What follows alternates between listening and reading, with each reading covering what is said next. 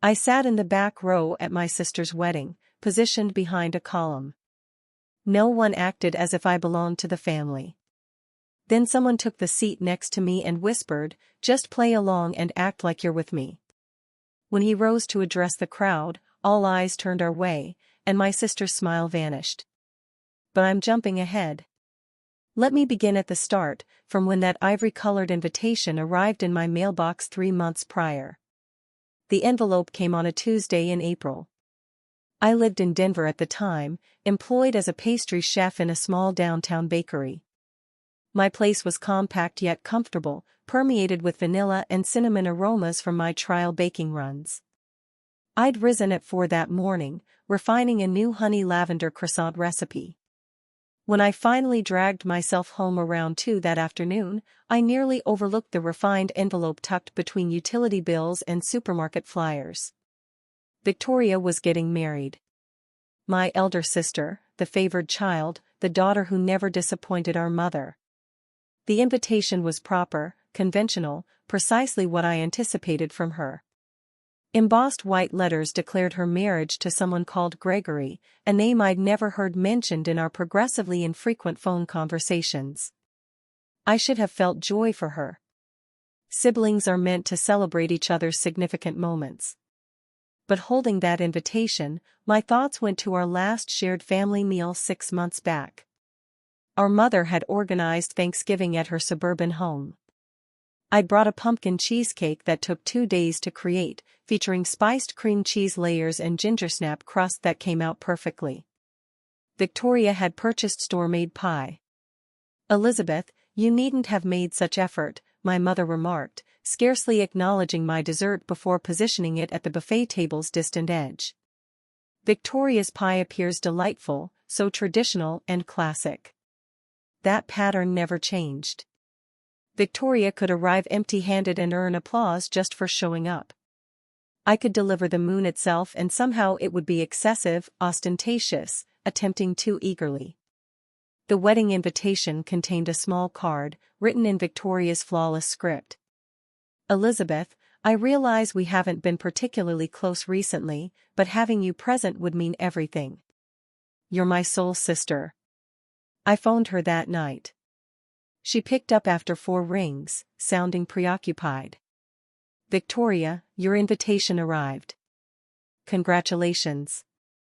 "Oh good, I worried the mail might lose it." "Can you attend?" "Naturally, I wouldn't miss it." "Tell me about Gregory. How did you meet?" A pause followed, long enough to spark curiosity. "At a pharmaceutical convention, he's regional director at Bennett Health Solutions. Quite successful, quite established. Mother absolutely loves him." Of course she did. I questioned whether Victoria loved him or loved his credentials. "I'm truly happy for you," I said, attempting sincerity. "Thank you. Listen, I must go. We're meeting our wedding planner in 20 minutes. I'll forward more details later." She disconnected before I could say goodbye.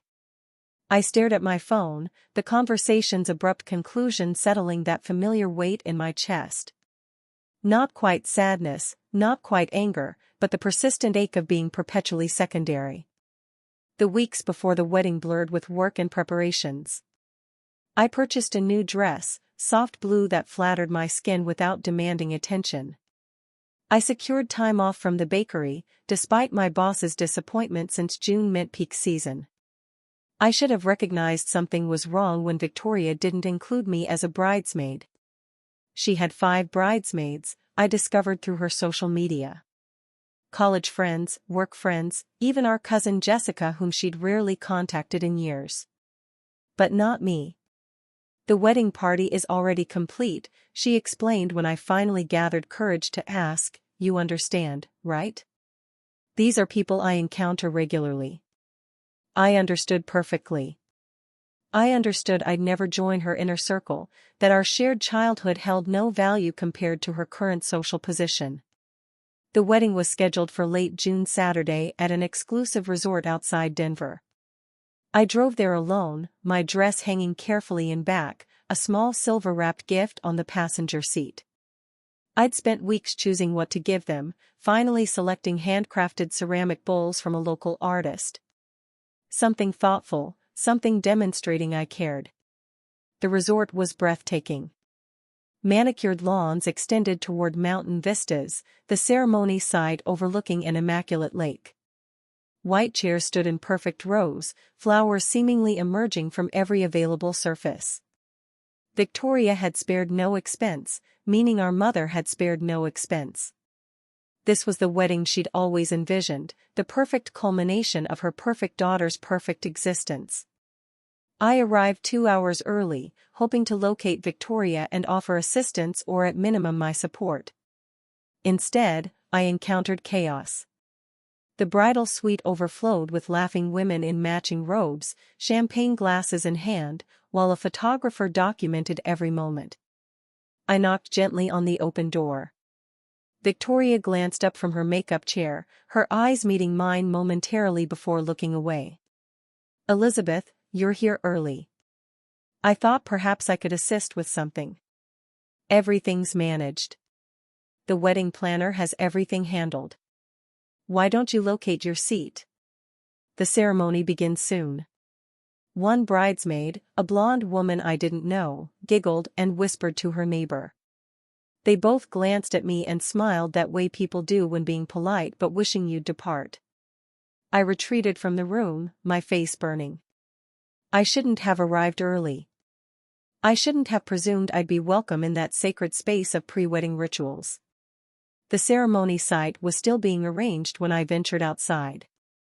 Staff rushed about with final touches, perfecting what was already flawless. I wandered to the guest seating area, searching for my name card. Row upon row of chairs stretched ahead, each row marked with small numbered indicators. The front rows were clearly designated for immediate family and VIPs. I anticipated finding my name somewhere in the second or third row, near enough to demonstrate I mattered, distant enough to acknowledge I wasn't part of Victoria's daily existence. I discovered my name card in the back row. The absolute last row, partially obscured behind a decorative column supporting the ceremony arbor.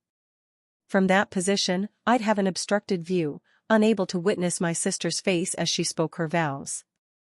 I stood there clutching that little card with my name printed in refined script, and something within me fractured. This wasn't accidental. This was intentional. This was Victoria's method of placing me precisely where she believed I belonged. Out of sight, out of mind, barely recognized. I could have departed then. I could have driven back to Denver, claimed illness, and spent the day nursing my wounded pride with ice cream and terrible television. But stubbornness anchored my feet. I was her sister, and I'd been invited. I'd be damned if I'd grant her the satisfaction of my absence. Guests began arriving around 4 that afternoon. I observed from my position behind the column as people located their seats, greeted each other warmly, and photographed the picturesque backdrop. I recognized some faces from family events, aunts and uncles and cousins I hadn't seen in years. None noticed me tucked in my corner. Our mother arrived 20 minutes before the ceremony, radiant in a champagne gown that likely cost more than my monthly rent. She was escorted to the front row by a groomsman, beaming and receiving congratulations from everyone she passed. She didn't look back, didn't scan the crowd for her younger daughter. Why would she? I was exactly where I belonged, invisible. The ceremony commenced at 5 precisely. Music swelled from concealed speakers, and the wedding party processed down the aisle. Each bridesmaid looked stunning in matching sage green dresses, carrying white rose and eucalyptus bouquets. The groomsmen followed in sharp navy suits, then came the ring bearer and flower girl, children I didn't recognize, presumably from Gregory's family. Finally, Victoria appeared on our father's arm. Even from my blocked view, I could see she was magnificent. Her dress was a masterpiece of lace and silk, her veil trailing behind like a cloud. our father, whom I'd barely contacted since my parents divorced 5 years earlier, looked proud and distinguished in his tuxedo. I stretched my neck around the column, attempting a better view. The angle was awful. I could see perhaps 40% of the actual ceremony, mostly just people's heads and occasional glimpses of the officiant. That's when I noticed I wasn't alone in the back row. A man sat 2 chairs away, partially hidden by the same column. He was younger than most guests, perhaps early 30s, wearing an impeccably tailored charcoal suit. His dark hair was casually styled, and he possessed the kind of sharp feature suited for magazine advertisements. But what struck me most was his expression. He looked as displaced and uncomfortable as I felt. He caught me looking and offered a small sympathetic smile. I smiled back weakly before returning my attention to the ceremony, or what I could glimpse of it. The officiant spoke about love and commitment and partnership. Victoria and Gregory exchanged vows I couldn't quite hear from my location. They exchanged rings, kissed to enthusiastic applause, and suddenly my sister was married. The ceremony lasted perhaps 25 minutes, though it felt simultaneously longer and shorter. As guests began standing and moving toward the cocktail hour location, the stranger from my row approached me. Up close, he was even more striking, with intelligent gray eyes that seemed to perceive more than they should. That was quite a perspective, wasn't it? His voice carried mild amusement. Spectacular, I replied dryly. I particularly enjoyed that gentleman's head in row 8, very photogenic. He laughed, a genuine sound that loosened something in my chest slightly. I'm Julian, and I'm guessing from your premium seating assignment that you're either someone's least favorite relative, or you offended the wedding planner. Elizabeth, and I'm the bride's sister, actually. His eyebrows lifted, surprise crossing his features. Her sister, and they positioned you back here? Apparently, I don't fit the wedding aesthetic. Julian studied me momentarily, and I had the distinct impression he was perceiving far more than my bitter humor. Well, that's their loss. The cocktail hour is starting, and I suspect it'll be just as awkward as the ceremony. What do you say we face it together? You don't need to pity me. I'm fine. It's not pity. It's strategic alliance. I'm here as a +1 for my business associate who couldn't attend, which means I know exactly 3 people at this wedding, and 2 of them are the couple who just married and won't remember I exist. So really, you'd be helping me. There was something genuine in his offer, something that made me want to accept despite my wounded pride. Before I could respond, he extended his arm in an old-fashioned gesture. Shall we? I hesitated only briefly before linking my arm through his. Together, we walked toward the cocktail hour, and for the first time since arriving at this wedding, I didn't feel entirely alone.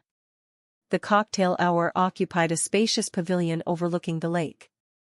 Round tables scattered throughout, each topped with more flowers and candles, a bar dominated one wall, and servers circulated with appetizer trays that looked almost too beautiful to consume. Almost. As a pastry chef, I held strong opinions about food as art, and whoever had catered this event understood their craft. Julian remained close as we navigated through the crowd. People clustered in small groups, conversations buzzing with the pleasant energy accompanying free-flowing champagne and wedding celebration happiness. Several guests glanced our way with curiosity, probably wondering who the handsome stranger was and why he'd attached himself to the bride's invisible sister. We found a quiet table near the pavilion's edge. Julian returned from the bar with 2 wine glasses and an appetizer plate he'd somehow convinced a server to assemble for us. So, he said, settling into the chair across from me, tell me about your sister, what's she like when she's not starring in the wedding of the century? I took a wine sip, considering how to answer. The truth felt too raw, too revealing, but something about Julian's steady gaze made me want honesty. Victoria is perfect, or at least she's always labored hard to appear perfect. Good grades, good career, good relationships. She's the daughter every parent dreams of having. And you're not. I'm the daughter who became a pastry chef instead of a doctor or lawyer, who lives in a small apartment instead of a house with a mortgage, who dates occasionally instead of securing a pharmaceutical director with excellent prospects. I'm the disappointment, the one who didn't follow the script. Julian selected a crab cake from the plate and considered my words. Being a pastry chef sounds creative and challenging. Not everyone can master that craft. Try telling my mother that. She still introduces me as Elizabeth, who works with food, like I'm flipping burgers at a fast food establishment. Family dynamics can be complicated. That's a diplomatic way of saying my family is dysfunctional. I grabbed a stuffed mushroom, suddenly famished. I'd been too anxious to eat earlier. What about you? What do you do that earned you an invitation to this event? I work in renewable energy consulting. My company helps businesses transition to sustainable practices, boring technical stuff that makes people's eyes glaze over at parties. That doesn't sound boring at all. It sounds important. Thanks. Most people just want to know if I can get them a deal on solar panels. He smiled, but something guarded entered his expression. I was supposed to be here with my colleague Dominic. He's the one who actually knows the groom through some business connection. But he developed pneumonia last week and I got told to represent our company.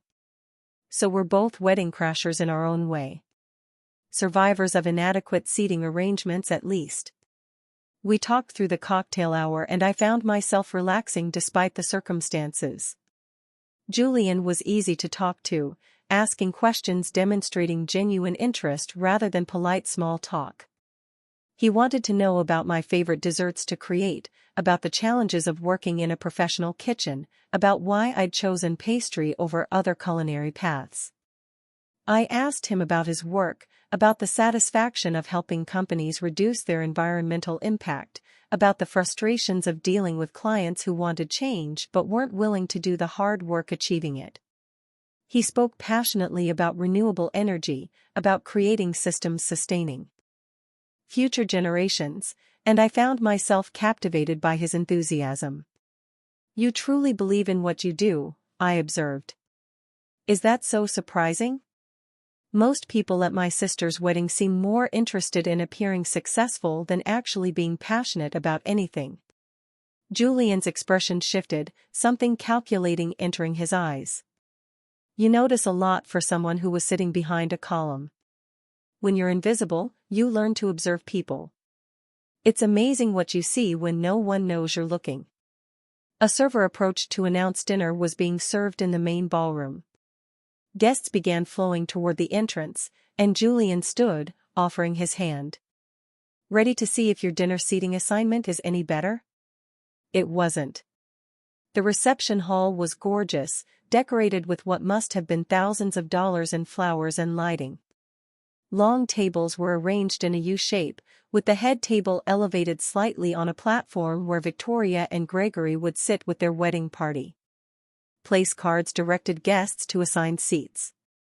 I found my name at a table in the far corner, positioned so I'd need to crane my neck awkwardly to see the head table. The chairs around me were empty, suggesting I'd been placed with overflow guests, people who had to be invited but didn't quite fit anywhere else. Julian appeared at my elbow, his own place card in hand. Interesting. I'm at the opposite end of the room. Almost like someone wanted to ensure the unimportant guests were distributed so we wouldn't cluster and make the seating chart look unbalanced. This is ridiculous. The words emerged sharper than intended, frustration finally breaking through my careful composure. I'm her sister, her only sibling, and she's treating me like some distant acquaintance she felt obligated to invite. You know what?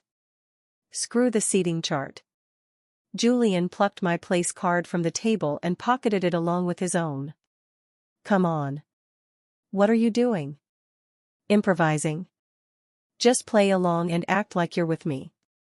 Before I could protest, he guided me toward a table much closer to the head table, one clearly designated for important guests.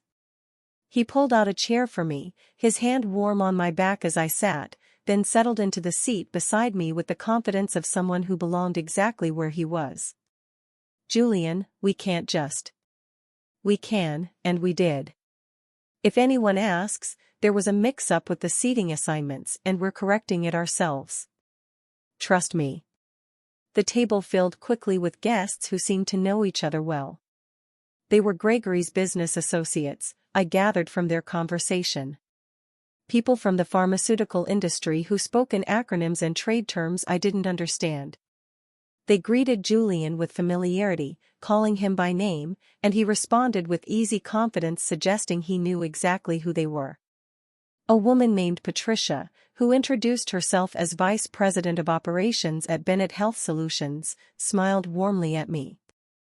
"And you must be Julian's girlfriend. He's been keeping you a secret." I opened my mouth to correct her, but Julian smoothly interjected. "Elizabeth prefers to stay out of the spotlight. She's not one for corporate events usually, but she made an exception for this wedding." "How sweet.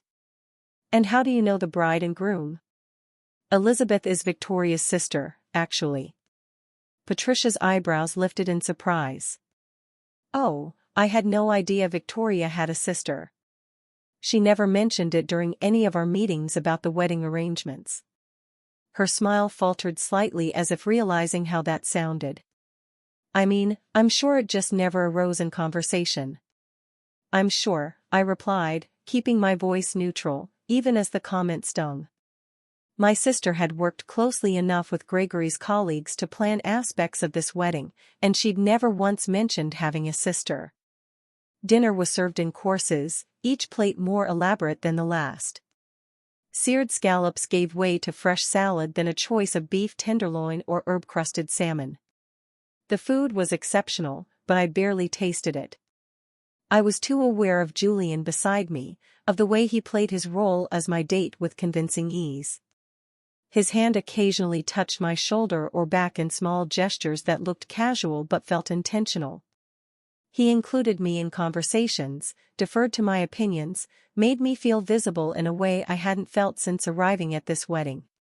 Between courses, Gregory's father stood to give a speech. He talked about his son's accomplishments, about how proud he was to welcome Victoria into their family, about the bright future ahead of the young couple. He mentioned how Victoria had brought joy and sophistication into Gregory's life, how she was exactly the kind of woman he'd always hoped his son would marry.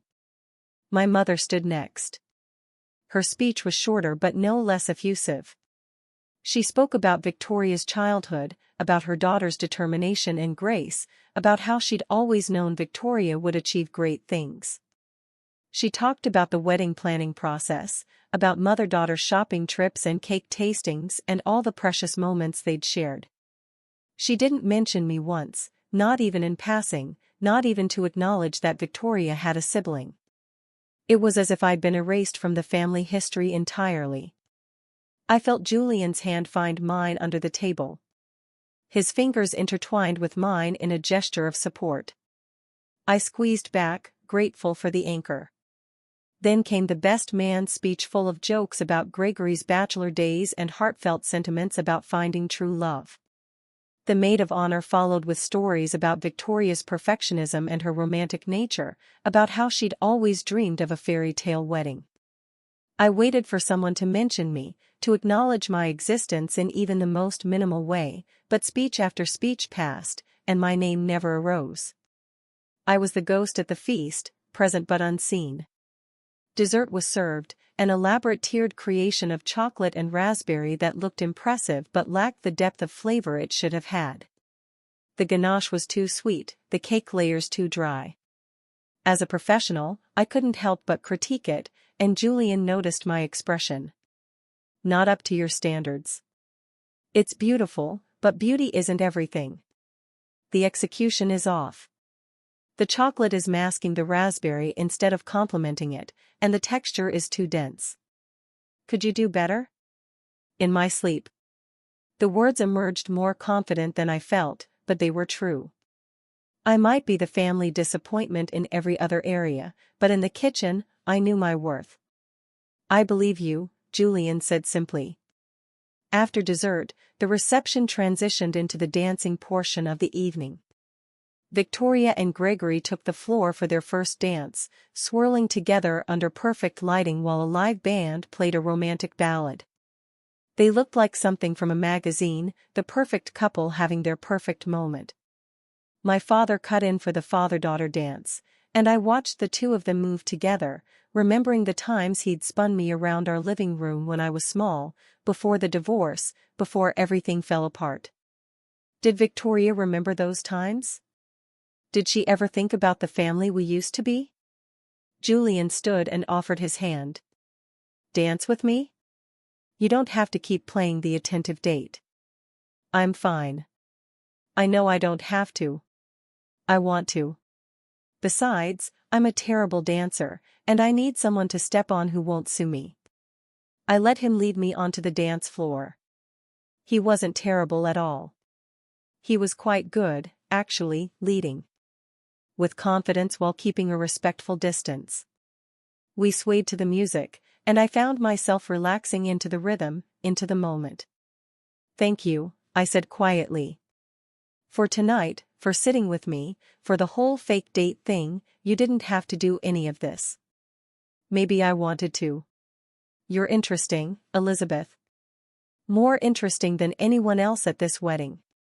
You barely know me. I know enough. I know you're talented and underappreciated. I know you see through the superficial nonsense that most people accept without question. I know you're hurt, but you're trying not to show it, and that takes strength. His words hit something deep inside me, a place I'd been protecting all evening. My eyes burned with unshed tears, and I blinked rapidly, refusing to cry at my sister's wedding. The song ended and transitioned into something more upbeat. Other couples joined the dance floor, and Julian guided us to the edge, away from the crowd. I need some air, I admitted. Let's go outside. We slipped out of the ballroom onto a terrace overlooking the gardens. The evening air was cool and welcome after the warmth of the crowded reception. Fairy lights twinkled in the trees, creating a magical atmosphere that felt at odds with the turmoil inside me. I shouldn't have come, I said, leaning against the terrace railing. I knew it would be like this, but some part of me hoped it would be different. That maybe Victoria would remember we're sisters, that maybe she'd want me here genuinely, and not just to check a box on her obligation list. Julian stood beside me, his shoulder touching mine. Family can be the most complicated relationship we have. We're bound to them by blood, but that doesn't guarantee love or respect or even basic consideration. You sound like you're speaking from experience. My father and I haven't spoken in 3 years. He had very specific plans for my life, and when I chose a different path, he made it clear I was no longer the son he wanted. So yes, I understand what it feels like to be the disappointment. I turned to look at him, seeing new layers in his expression. I'm sorry, that must have been painful. It was.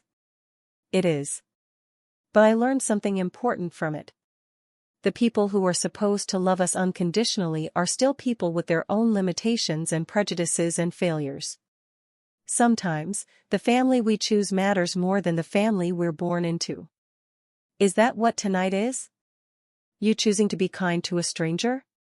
Maybe it started that way, but you're not a stranger anymore, Elizabeth, and this isn't just kindness. There was something in his voice, something that made my heart beat faster.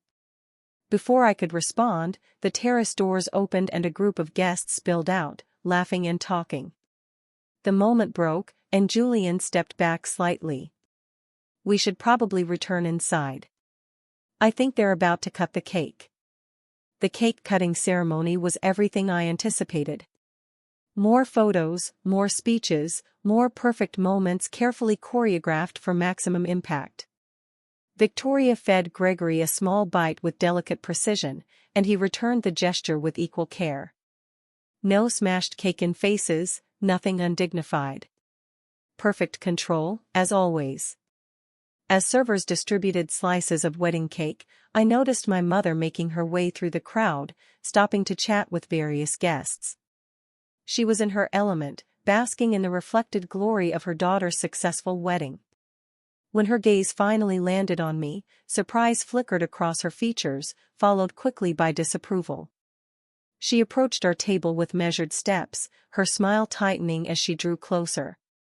"Elizabeth, I didn't expect to see you sitting here." This table was reserved for Gregory's business associates.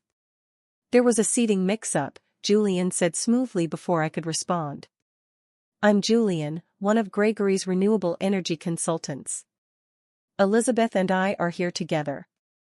My mother's gaze swept over Julian, taking in his expensive suit and confident demeanor. I could see her recalculating, reassessing my presence based on the caliber of my companion. "I see. Well, it's lovely to meet you, Julian. I'm Eleanor, Victoria's mother." She emphasized the words as if to remind me of my place in the hierarchy. I wasn't aware Elizabeth was seeing anyone. "We've been keeping things quiet," Julian replied, his hand finding mine on the table. "Elizabeth is quite private about her personal life." "Yes, she is." Eleanor's smile didn't reach her eyes. "Elizabeth, dear, I hope you're enjoying the wedding. Victoria worked so hard to make everything perfect." "It's beautiful," I said, forcing the words out. "She must be very happy." "She is. Gregory is exactly the kind of man I always hoped she'd marry. Successful, established, from a good family. It's everything a mother could want for her daughter." The unspoken comparison hung in the air between us. "Unlike you, who works in a bakery and lives alone and has nothing to show for your life." Julian's grip on my hand tightened slightly, a silent show of support. "Elizabeth was just telling me about her work as a pastry chef. It sounds incredibly demanding. Not everyone has the talent or discipline to succeed in that field." Eleanor's expression flickered with annoyance at having her implied criticism deflected. "Yes, well, we all have our different paths." I should return to the other guests. "Do try to enjoy yourself, Elizabeth." She swept away, leaving a trail of expensive perfume and maternal disappointment in her wake. "That was unpleasant," Julian observed when she was out of earshot. "That was my mother on a good day. You should see her when she's really trying to make a point. I'm starting to understand why you were sitting behind that column." The evening wore on. The band played. People danced. Drinks flowed freely. Victoria and Gregory made their rounds, thanking guests for coming and accepting congratulations. I watched them work the room with practiced efficiency, noting how they spent more time with some guests than others, how they carefully maintained the hierarchy of importance. They reached our table eventually, Gregory leading with a politician's smile. Up close, I could see he was handsome in a conventional way, with the kind of features that photographed well but lacked character. His handshake was firm but perfunctory when Julian introduced himself. Then Victoria's eyes landed on me and something complex passed across her face. Surprise, definitely. Discomfort perhaps. She'd probably forgotten I was even here, tucked away in my assigned corner where I couldn't interfere with her perfect day. "Elizabeth, you look lovely," she said, her voice carrying that careful politeness people use with acquaintances they don't quite remember. "Thank you. The wedding is beautiful, Victoria. Congratulations. I'm so glad you could make it, and I see you've met some of Gregory's colleagues." Her gaze slid to Julian with curiosity. "I don't believe we've been introduced." "Julian, I work with Gregory on sustainability initiatives for Bennett Health Solutions, and I have the pleasure of being Elizabeth's date this evening." Victoria's eyes widened slightly. This was clearly news to her. "Oh, I didn't realize you were seeing anyone, Elizabeth." "How wonderful." The way she said it, with that slight emphasis on the word wonderful, suggested she found it more surprising than wonderful, as if she couldn't quite believe someone like Julian would be interested in someone like me. We've been dating for a few months, Julian continued, his arm sliding around my waist in a gesture that looked natural and possessive. Elizabeth is remarkable. I count myself lucky she tolerates my workaholic tendencies. How nice, Victoria said, though her smile had frozen slightly. Well, we should continue making our rounds. So many people to thank. But let's catch up properly soon, Elizabeth. I feel like we haven't really talked in ages. They moved on and I released a breath I didn't know I'd been holding. That was surreal. She seemed surprised to see you looking happy. Victoria isn't used to me having anything she might consider valuable, including a handsome date who impresses her new in-laws. So you think I'm handsome? Julian's eyes danced with amusement. Don't let it go to your head. You're objectively attractive. It's not a personal observation. Of course not. Purely objective.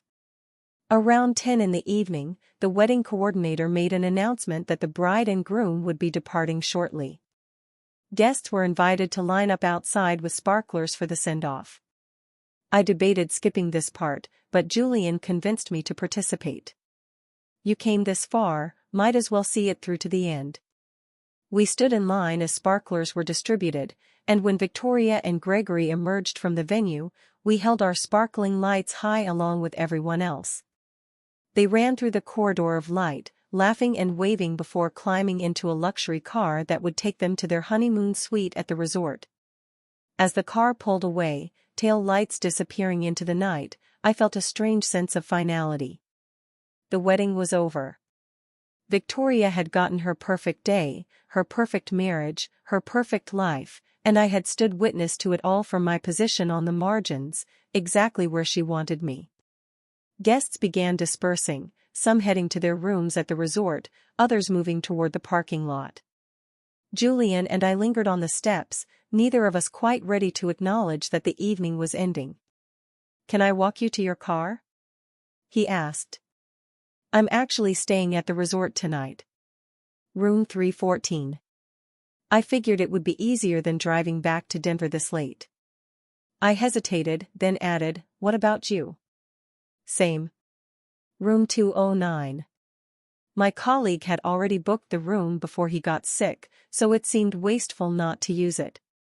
We walked slowly through the gardens, following the lit path back toward the main resort building. The night air had cooled further, and I shivered slightly in my thin dress. Julian immediately shrugged out of his suit jacket and draped it over my shoulders, a gesture so classic and unexpected that I almost laughed. You don't have to do that. I'm fine. Humor me. I was raised with old-fashioned manners, and my mother would haunt me if I let you freeze. His jacket was warm and smelled like expensive cologne mixed with something uniquely him. I pulled it closer, grateful for both the warmth and the excuse to keep something of his with me a little longer. Thank you, I said. For everything tonight, you turned what could have been a miserable evening into something almost bearable. Just bearable? I'll have to work on my fake dating skills. Okay, better than bearable, surprisingly pleasant in parts. That's more like it. He stopped walking, turning to face me. Elizabeth, I know tonight started as a strategic alliance between two wedding outcasts, but I want you to know it became more than that for me. You're genuinely interesting, funny, talented, and far too good for people who can't see your worth. His words wrapped around something fragile inside me, something I'd been protecting for too long. Julian. I know we just met. I know this is strange timing, but I'd like to see you again, after tonight, after this wedding, in the real world where we're just two people without assigned seating charts and family drama. I wanted to say yes immediately. Every instinct told me this man was different, that this connection was real despite the unusual circumstances. But doubt crept in, the voice that sounded suspiciously like my mother reminding me that men like Julian didn't date women like me, that this was probably just kindness extended through one evening and nothing more. You don't have to say that just because you felt sorry for me tonight. I'm not. I'm saying it because I spent the evening with someone I genuinely enjoyed, and I want more evenings like that, because you make me laugh and think and feel less alone in crowded rooms. Because when I look at you, I see someone worth knowing better. He paused, vulnerability crossing his features. But if you're not interested, I understand. I don't want to push. I am interested, I admitted, the words rushing out before I could second-guess them. I just don't want to get my hopes up about something that might disappear in the morning light. Then let's make sure it doesn't disappear. Have breakfast with me tomorrow. The resort has a decent restaurant, and we can talk without tuxedos and wedding stress. What do you say? Breakfast sounds good. His smile was genuine and relieved. 9 o'clock? I'll meet you in the lobby. We'd reached the entrance to the resort. The lobby beyond was quiet, most guests having already retired to their rooms. This was the moment where the evening would officially end, where we'd go our separate ways, and I'd be alone with the weight of everything I'd witnessed and endured. Julian seemed reluctant to leave too. He stood close, his hand still holding mine, his eyes searching my face as if trying to memorize it. Good night, Elizabeth. I'm glad I crashed your sister's wedding. I'm glad you did too. Good night, Julian. He leaned in slowly, giving me time to pull away if I wanted. I didn't want. His lips met mine in a kiss that was gentle and questioning and somehow exactly right. It lasted only a moment before he pulled back, his thumb brushing my cheek. Then he was walking away toward the elevators, and I was standing alone in the lobby wearing his jacket and touching my lips and wondering what exactly had just happened. I made my way to my room in a daze. The space was nice, decorated in neutral tones with a view of the gardens. I hung Julian's jacket carefully in the closet, changed into my pajamas, and collapsed onto the bed. My phone buzzed with a text from Victoria. Thanks for coming tonight. It meant a lot to have you there. I stared at the message for a long moment. It meant a lot, really? Was that why she'd relegated me to the worst seat in the house? Why she'd never mentioned having a sister? Why she'd looked surprised to find me at a decent table during the reception? I typed and deleted several responses before settling on something noncommittal. Congratulations again. The wedding was beautiful. She responded immediately. We should definitely get together when I'm back from the honeymoon. I want to hear all about your new boyfriend. He seems very successful. Of course, that's what she'd taken away from the evening. Not that I'd been there supporting her. Not that we'd barely spoken all night. But that I'd shown up with an impressive date. That was the only thing that made me visible to her. I didn't respond. Instead, I set my phone aside and stared at the ceiling, processing the emotional whiplash of the entire day. I'd come to this wedding expecting to feel like an outsider, and I'd been proven right in the worst ways. But I'd also met Julian, had those hours of feeling seen and valued, and now I had breakfast to look forward to in the morning. Sleep came slowly, my mind replaying moments from the evening. Victoria's perfect smile, my mother's dismissive comments, Julian's hand in mine. The sparklers lighting up the night sky. Tomorrow I'd go home to Denver, back to my apartment and my job and my regular life. But something had shifted tonight. Some fundamental understanding about my place in my family and my own worth. I woke around 8 the next morning to sunlight streaming through the curtains. For a moment, I couldn't remember where I was. Then the previous day came flooding back, bringing with it a mix of emotions I wasn't quite ready to face. I showered and dressed carefully in casual clothes I'd packed, trying to look effortlessly pretty without seeming like I was trying too hard. The irony wasn't lost on me. After spending an entire wedding being invisible, I was now worried about making a good impression on a man I'd just met. Julian was waiting in the lobby at 9 exactly, looking refreshed in jeans and a navy sweater that made his gray eyes even more striking. He smiled when he saw me, a genuine expression that made my stomach flutter. Good morning. You look beautiful. You look pretty good yourself. Is that my line though? Aren't men supposed to be the ones getting compliments on their appearance? I believe in equal opportunity compliments. Come on, I heard they make excellent waffles here. The restaurant was moderately busy with other hotel guests, but we found a quiet table by the window overlooking the lake. Morning light sparkled on the water, and the whole scene felt peaceful in a way the previous day's festivities hadn't. Over breakfast, we talked more freely than we had at the wedding. Julian told me about his work, about a particularly challenging project he was managing with a manufacturing company resistant to change. I told him about the bakery, about my boss who was brilliant but temperamental, about the satisfaction of creating something beautiful and delicious that brought joy to people. You light up when you talk about baking, Julian observed, cutting into his waffle. It's obvious you love what you do. I do. It's the one area of my life where I feel completely confident. No second guessing, no wondering if I'm good enough. I know I'm good at what I do. Then why do you let your family make you feel otherwise? The question was direct, almost confrontational, but his tone remained gentle. I set down my fork, considering how to answer. Because they're my family. Because some part of me still wants their approval, even though I know I'll never get it. Not the way Victoria gets it anyway. What if you stopped wanting their approval? What if you decided your opinion of yourself mattered more than theirs? Easier said than done when you've spent your whole life being compared to someone and coming up short. Julian reached across the table, his hand covering mine. For what it's worth, I think you're extraordinary. And I don't say that lightly. We finished breakfast and walked outside, neither of us quite ready to part ways. The morning was beautiful, the kind of June day that promised summer without the oppressive heat. Other guests were checking out, loading luggage into cars, heading back to their regular lives. I should probably get on the road soon, I said reluctantly.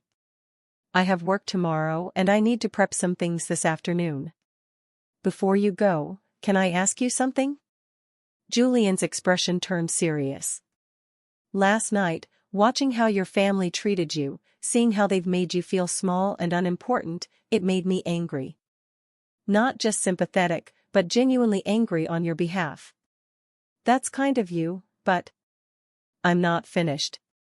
What if there was a way to change the narrative, to make them see you differently, to give you back some of the power they've been taking from you all these years? I studied his face, trying to understand where this was going. What do you mean? I mean, what if we continued this? Not fake dating, but real dating? What if we spent time together, built something genuine, and along the way showed your family that you're not the disappointment they've painted you as? Julian, I'm not going to use you to make my family jealous. That's not fair to you. You wouldn't be using me, I'm offering, because I want to see you again regardless, but I also want to help you if I can.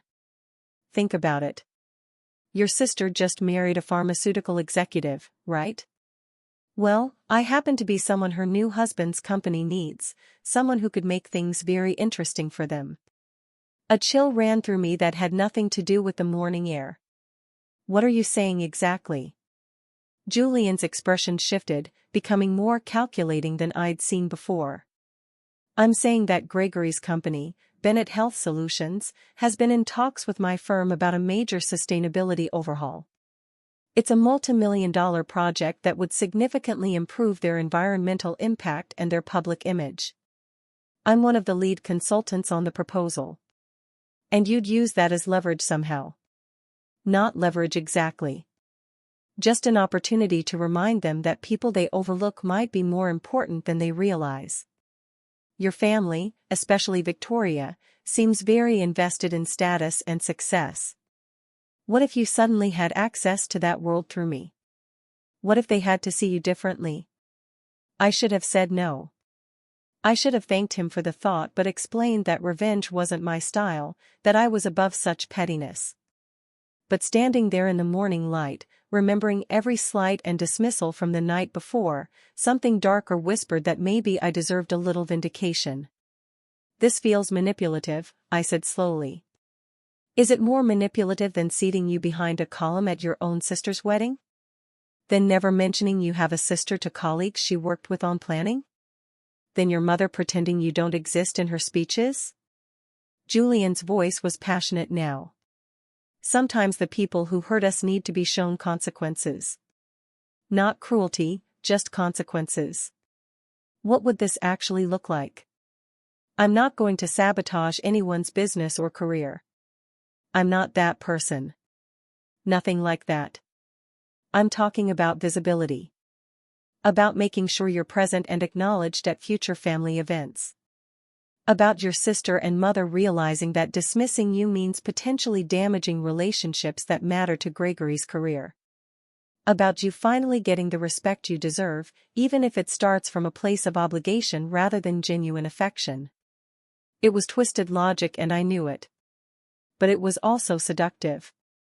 How many years had I spent being invisible? How many family gatherings had I endured being treated as lesser? The thought of Victoria being forced to acknowledge me, to include me, to treat me like I mattered, it was intoxicating. "I need to think about this," I said finally. "Of course, take all the time you need. But Elizabeth, whether you agree to any of this or not, I meant what I said about wanting to see you again. That part is real. No manipulation involved." We exchanged phone numbers before parting. Julian kissed me goodbye, another gentle kiss that made my heart race. And then I was driving back to Denver with my thoughts in turmoil. The next week passed in a blur of work and confusion. Julian texted me daily, casual messages about his day that gradually built into longer conversations. We talked about everything and nothing, books we'd read, places we wanted to travel, childhood memories that shaped us. He never pushed about his proposition, never brought up Victoria or revenge or any of it. He just talked to me like I was someone worth knowing. On Friday, he called. "I have a business dinner next Thursday in Denver. A potential client I'm trying to woo. Would you want to join me? Fair warning, it might be boring corporate talk, but I'd love your company. Are you sure? I don't know anything about renewable energy consulting. That's exactly why I want you there. You'll keep me honest, keep the conversation from disappearing completely into jargon. Plus, the restaurant is supposed to have an incredible pastry chef. I thought you might enjoy critiquing their desserts." I laughed despite myself. "You're bribing me with professional reconnaissance. Is it working?" "Yes." "What's the dress code?" Thursday arrived faster than I expected. I left work early to prepare, changing into a black dress that was elegant without being flashy. Julian picked me up at 7, looking devastatingly handsome in a dark suit. The restaurant was upscale, the kind of place where the menu doesn't list prices and the wine list requires a sommelier to navigate. Julian's client was already there, a middle-aged woman named Patricia who I recognized from Victoria's wedding. She'd been at our table, one of Gregory's colleagues from Bennett Health Solutions. Her eyes widened with recognition when she saw me. "Elizabeth, what a lovely surprise. I didn't realize you and Julian were still together." "Still together and going strong," Julian said smoothly, his hand warm on my back. "Elizabeth has been patient with my crazy work schedule." We sat, and I tried to fade into the background as Julian and Patricia discussed the sustainability project. But Patricia kept pulling me into the conversation, asking about my work, expressing genuine interest in the bakery where I worked. "That sounds fascinating. I have such respect for people who work with their hands, who create tangible things. My job is all spreadsheets and conference calls. Sometimes I miss making something real." The dinner progressed pleasantly, and when dessert arrived, a deconstructed lemon tart with lavender cream, I couldn't help offering my professional opinion. The components are technically excellent, but they're fighting each other rather than creating harmony. The lavender is too strong, overwhelming the lemon instead of complementing it. Patricia leaned forward with interest. Could you fix it? If you were making this, what would you change? I found myself explaining the balance of flavors, the importance of letting each element shine without dominating. Julian watched me with something like pride, and Patricia listened intently, asking follow-up questions that showed she was genuinely engaged. You know, we're planning a major corporate event in August, Patricia said as coffee was served. A celebration for the successful completion of our sustainability project, assuming Julian's team delivers everything they've promised, of course. She smiled at him. We haven't settled on a caterer yet. Would your bakery be interested in handling the desserts? I blinked, caught off guard. We're a small operation. I'm not sure we'd have the capacity for a large corporate event. Let me rephrase. Would you personally be interested in creating desserts for the event? We could work around your schedule, and I'm authorized to offer very competitive compensation. Julian squeezed my hand under the table, a silent show of support. Elizabeth's work is exceptional. You'd be lucky to have her. I'd need to talk to my boss, make sure it wouldn't conflict with bakery commitments, but yes, I'd be interested in discussing it further. Patricia smiled warmly. Excellent. I'll have my assistant reach out to you next week with details, and Julian, excellent choice in girlfriend. She's delightful. After dinner, Julian drove me home. I was quiet, processing what had just happened. At my apartment building, he parked and turned to face me. That was quite an evening, he said.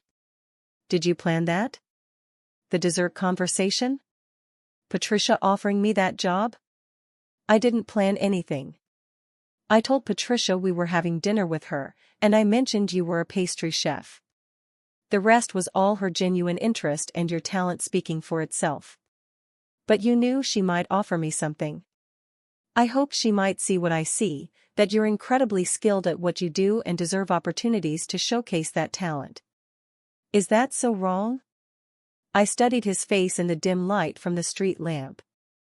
I can't tell if you're genuinely trying to help me, or if this is all part of some elaborate revenge plot. Can't it be both?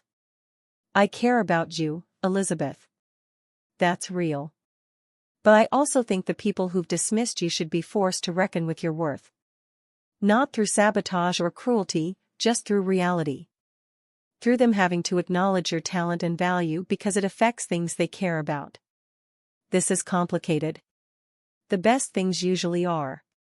He reached over, tucking a strand of hair behind my ear. For what it's worth, I'm falling for you. That complicates things too, but I'm not sorry about it. My breath caught. Julian. You don't have to say anything. I just wanted you to know where I stand. Now go inside before I do something impulsive like kiss you senseless in front of your building. I got out of the car but leaned back through the window. I'm falling for you too, just so you know. His smile could have lit up the entire city. Good. That makes what comes next easier. What comes next? Patience. You'll see.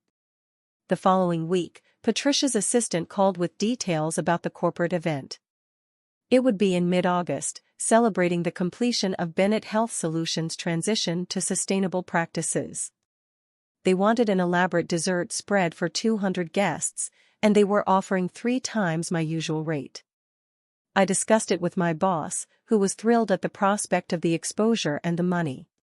We worked out an arrangement where I'd use the bakery kitchen during off hours, and the bakery would get credited as a partner while I'd receive the bulk of the payment. Julian and I fell into a pattern over the next few weeks. Dinners, movies, long conversations that stretched late into the night. He was easy to be with, making me laugh and challenging me to think differently about things. The physical attraction was undeniable, but what surprised me was how much I enjoyed simply being around him. We didn't talk much about Victoria or my family during those weeks. It was like we'd created a bubble where that drama didn't exist, where I could just be myself without the weight of family expectations. Then, 6 weeks after the wedding, Victoria called. "Elizabeth, hi, sorry I haven't been in touch since the honeymoon. Things have been crazy with settling into married life." "No worries, how was the trip?" "Incredible. The Maldives were everything we hoped for. Listen, I wanted to see if you were free for lunch this Saturday. I feel like we haven't really talked in forever and I want to catch up properly." I almost said no out of habit, but then I thought about Julian's words, about visibility and respect. "Sure, I can do lunch. Where did you have in mind?" We met at an upscale bistro near her new house, the kind of place where Victoria felt comfortable. She looked tanned and relaxed, the picture of newlywed bliss. We ordered salads and made small talk about the honeymoon, about her new neighborhood, about Gregory's work. "So," she said finally, "tell me about Julian. You two seemed quite close at the wedding, but you never mentioned you were seeing anyone." "It's relatively new. We met a few months ago through work connections. He seems very successful." Gregory's colleagues were all impressed by him. Apparently, his company is handling a massive project for Bennett Health. There it was, the real reason for this lunch. Not sisterly bonding, but fishing for information about someone who mattered to her husband's career. "Julian's very good at what he does," I said neutrally. "I'm just surprised you never mentioned him before." "I mean, I told you all about Gregory when we started dating." Had she though? I remembered stilted phone calls where she'd mentioned having a boyfriend but provided few details, but pointing that out would only create conflict, and I was curious to see where this conversation was heading. "I tend to keep my personal life private." "Well, I'm glad you're happy, and I heard you're doing the desserts for the Bennett Health event in August." "That's wonderful. Gregory mentioned Patricia was very impressed with you." "It's a good opportunity." Victoria stirred her salad absently. "Listen, I wanted to apologize if things felt weird at the wedding. I know the seating arrangement wasn't ideal, and I feel bad that we didn't get much time to talk." "The seating arrangement put me behind a column, Victoria. It wasn't just not ideal. It was humiliating." She had the grace to look uncomfortable. That was the wedding planner's mistake. She didn't understand family dynamics, and by the time I saw the setup, it was too late to change things without causing chaos. "You could have mentioned having a sister to Gregory's colleagues, to anyone, but you didn't." "That's not fair. Of course people know I have a sister." "Patricia," she was surprised at the wedding when Julian mentioned it. "She said you'd never brought it up during all your planning meetings." Victoria's face flushed. "I don't talk about my personal life at work." "That doesn't mean I'm hiding you." "Doesn't it though? When was the last time you invited me to anything? When did you last call just to talk? Not because you needed something or had an obligation." "Elizabeth, you're being dramatic. We're sisters. Of course we have a relationship." "Do we?" "Because from where I'm sitting, we have a biological connection and not much else. You treat me like an afterthought, like someone you have to include out of duty but would rather forget." Victoria set down her fork, her composure cracking slightly. "Is that really what you think? That I don't care about you? I think you care about me the way you care about distant cousins. Present at major events, but not really part of your life. And honestly, I've accepted that. What bothers me is the pretense. Don't invite me to lunch and act like we're close when we both know we're not." "Fine. You want honesty? I'll give you honesty. You made choices that embarrassed our mother. You chose a career path that she couldn't brag about to her friends. You refused to conform to the expectations we grew up with. And yes, that created distance between us. I'm sorry if that hurts your feelings, but it's the truth." her words confirmed what I'd always suspected but never heard spoken aloud. I wasn't the disappointment because I'd failed. I was the disappointment because I'd refused to compete on their terms. "Thank you for finally being honest," I said quietly. "But here's some honesty back. I'm not embarrassed by my choices. I love what I do, and I'm good at it. If that's not enough for you or Mother, that's your problem, not mine. And I'm done apologizing for being myself." I stood, placing enough cash on the table to cover my meal. "Thanks for lunch, Victoria, and congratulations again on your marriage. I hope it brings you everything you're looking for." I left before she could respond, my hands shaking as I walked to my car. The conversation had been brutal but necessary. Something inside me had shifted, some fundamental refusal to keep accepting crumbs of affection from people who saw me as lesser. Julian called that evening. I told him about the lunch, about Victoria's admission, about how I'd finally stood up for myself. "I'm proud of you," he said. That took courage. It felt good, terrifying but good. Like I finally said things that needed saying. "Are you ready for the next step?" "What next step?" "The Bennett Health event is in 3 weeks. I want you there as my date, not just as the pastry chef. I want you visible and acknowledged and impossible to dismiss. Are you ready for that?" I thought about Victoria's face during our lunch, about my mother's dismissive comments at the wedding, about all the years of being treated as less than. Yes, I'm ready. The 3 weeks passed in a flurry of preparation. I worked obsessively on the dessert menu, creating elegant individual portions that would be both beautiful and delicious. Chocolate raspberry tarts with gold leaf, lemon panna cotta with edible flowers, miniature opera cakes with perfect layers, honey lavender macarons that melted on the tongue. Each piece was a work of art, proof of my skill and dedication. Julian helped where he could, taste testing components and offering honest feedback. Our relationship had deepened during this time, moving from the exciting uncertainty of new romance into something more solid. I was in love with him, though I hadn't said the words aloud. I suspected he felt the same. The night of the event arrived. It was being held at an elegant event space downtown, all glass walls and modern architecture. I'd spent the afternoon setting up the dessert display, arranging each piece on tiered stands with strategic lighting to highlight the artistry.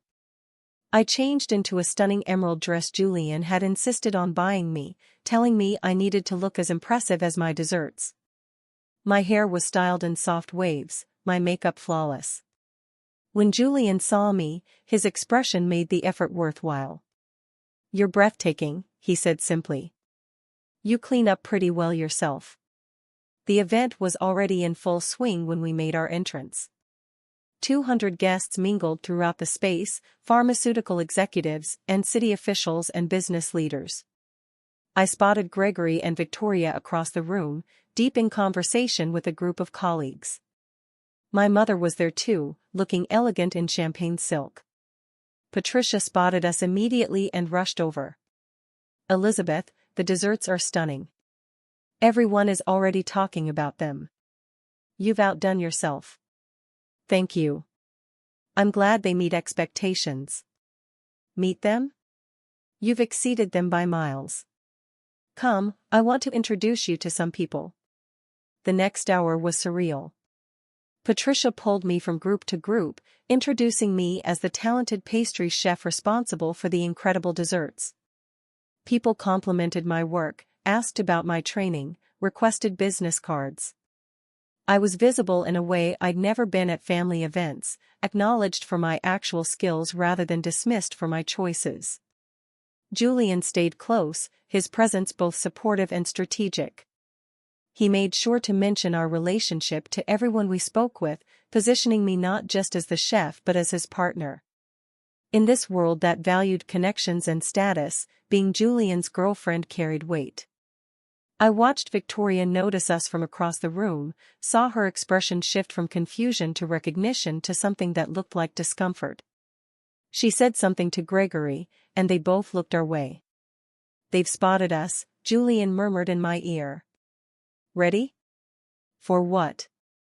To remind them you exist. Before I could respond, Gregory was approaching with Victoria beside him. Up close, he looked strained, his smile not quite reaching his eyes. Julian, Elizabeth, good to see you both. Elizabeth, I've heard nothing but praise for your desserts. Very impressive work. Thank you. I'm pleased they've been well received. Victoria stood slightly behind Gregory, her expression carefully neutral. Hi, Elizabeth. Everything looks beautiful. Thank you, Victoria. An awkward silence stretched between us. Finally, Gregory broke it. Julian, I was hoping we could discuss the final phase of the sustainability project. There are some budget considerations we need to address. Of course, Elizabeth, would you excuse me for a few minutes? I nodded, and the two men moved away, leaving me alone with Victoria. The moment felt heavy with unspoken words. You've been busy, Victoria said finally, landing major catering jobs, dating important consultants, quite a change from the last time we talked. I've always been busy. You just never noticed. That's not fair. Isn't it? You spent years dismissing what I do as insignificant. Now that it's benefiting your husband's business connections, suddenly it matters. Victoria's carefully maintained composure cracked slightly. What do you want from me, Elizabeth? An apology? Fine. I'm sorry I didn't appreciate your career choices. I'm sorry the wedding seating was bad. I'm sorry we're not closer. Is that what you need to hear? I don't need anything from you anymore. That's what you don't understand. I'm not the little sister begging for scraps of approval. I've built a life I'm proud of with people who value me for who I actually am. People like Julian, you mean? Gregory says he's very influential in his field. Very useful to know. The implication stung, even though I'd expected it. You think I'm using him or that he's using me? That's the only way you can understand this, isn't it? As a transaction? I'm just saying it's convenient. You show up at my wedding alone and invisible, and now suddenly you're dating someone Gregory's company depends on and getting hired for major events. It's quite a transformation. Before I could respond, Julian returned with Gregory. Both men looked tense, and I wondered what had been discussed in their brief conversation. Victoria, we should mingle with the other guests, Gregory said, his tone brooking no argument. There are several board members here we need to speak with. Victoria shot me one last unreadable look before allowing Gregory to guide her away. I released a breath I didn't know I'd been holding. That looked intense, Julian observed. Are you okay? She thinks I'm using you to gain status, or that you're using me to influence Gregory's business decisions. She can't conceive of us just genuinely caring about each other. Does her opinion matter to you? I thought about it honestly. Not as much as it would have a few months ago. I'm done needing her approval. Good. Because you're about to get something better than approval. What do you mean? Julian smiled, that calculating expression I'd seen before. Watch. Patricia approached the microphone set up near the dessert display. The room quieted as she began to speak about the successful sustainability project, thanking Julian's team for their excellent work. Then she pivoted to discussing the event itself. I also want to recognize someone who made tonight extra special. Elizabeth, could you join me up here? My heart hammered as I made my way to the front. Patricia smiled warmly and continued. Elizabeth created every single dessert you've enjoyed tonight. Her artistry and skill transformed our celebration into something truly memorable. But more than that, she represents exactly the kind of innovation and dedication we're trying to foster at Bennett Health Solutions. Which is why I'm pleased to announce that we'll be partnering with her for all of our major events going forward. Elizabeth, thank you for your incredible work. The room erupted in applause. I stood there stunned as Patricia handed me an envelope containing the contract we'd apparently just entered into. My eyes found Julian in the crowd, saw his proud smile, and understood that he'd orchestrated this moment perfectly. Then I found Victoria.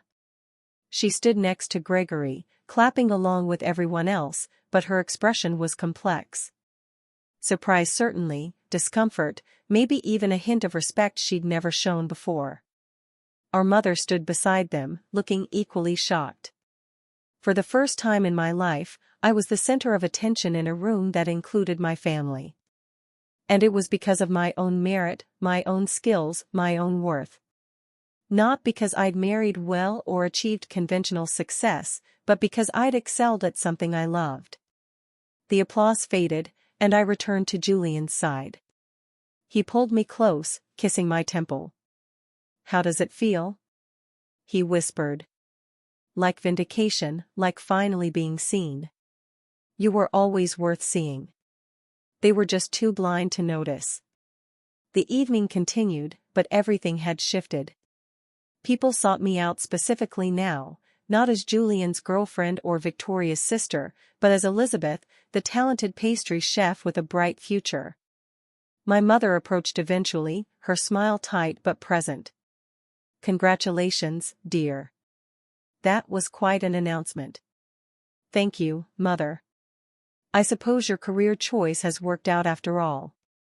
It wasn't an apology. It wasn't an acknowledgement of years of dismissal.